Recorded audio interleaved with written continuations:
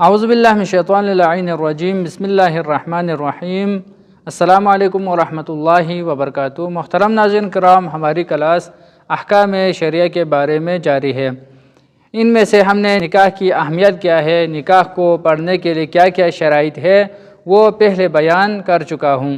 آج ہم وہ صورتیں جس میں مرد یا عورت نکاح کو فسخ کر سکتے ہیں، ان میں سے مرد کن کن صورتوں میں نکاح کو فسخ کر سکتے ہیں۔ کسی عورت میں چند بیماریاں پائے جائے تو اس صورت میں مرد نکاح کو فسخ کر سکتے ہیں۔ وہ صورتیں، وہ بیماری کون کون سے ہیں، وہی آپ ناظرین کی خدمت میں بیان کروں گا۔ یعنی ان 7 صورتوں میں مرد نکاح کو فسخ کر سکتے ہیں، طلاق دینے کی ضرورت نہیں ہے، طلاق دیے بغیر نکاح کو ختم کر سکتے ہیں۔ پہلی صورت میں اگر کسی عورت میں دیوانگی ہو، یعنی اگر وہ عورت دیوانگی کی بیماری میں مبتلا ہو۔ آیت اللہ سیستانی دامت اللہ علیہ فرماتے ہیں اگرچہ کبھی کبھار ہوتی ہو، یعنی ادواری ہے، کبھی کبھار ہوتی ہو، پھر بھی نکاح کو فسخ کر سکتے ہیں۔ دوسری صورت ہے جذام کی بیماری میں مبتلا ہو۔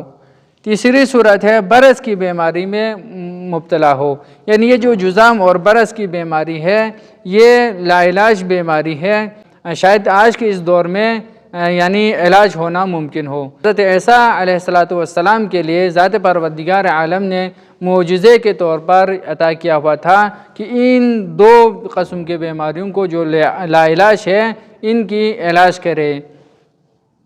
تو اگر کسی عورت میں یہ 2 بیماری ہو تو اس صورت میں مرد نکاح کو فسخ کر سکتے ہیں، طلاق دینے کی ضرورت نہیں ہے۔ چوتھی صورت ہے اندھا پن ہو۔ اگر کوئی عورت نہیں دیکھ سکتے ہیں، اعمیٰ ہو، اندھا پن ہو، تو اس صورت میں مرد نکاح کو فسخ کر سکتے ہیں۔ 5ویں صورت ہے اپاہج ہونا۔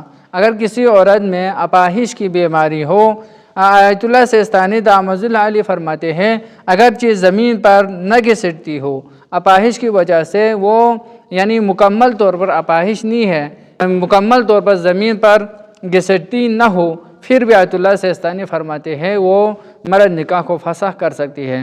لیکن بعض دیگر مجتہدین فرماتے ہیں اگر یہ اپاہج یعنی مکمل طور پر ہو، یعنی زمین سے بالکل چل پھر نہیں سکتے ہیں، زمین پر گھسٹتی ہو، تو اس صورت میں نکاح کو فسخ کر سکتے ہیں۔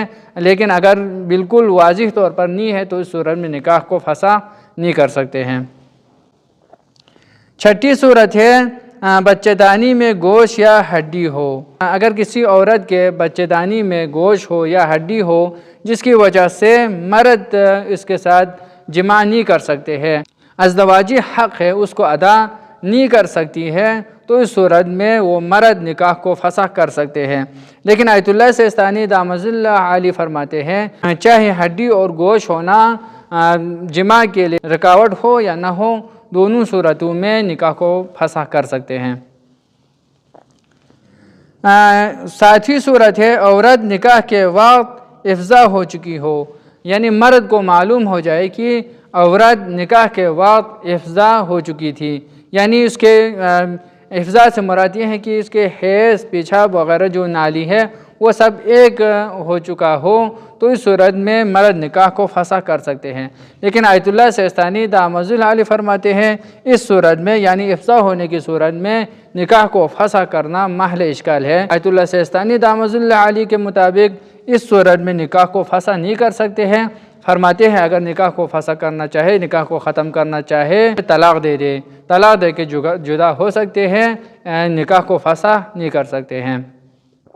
اللہم صلی علی محمد و آل محمد، والسلام ورحمۃ اللہ وبرکاتہ۔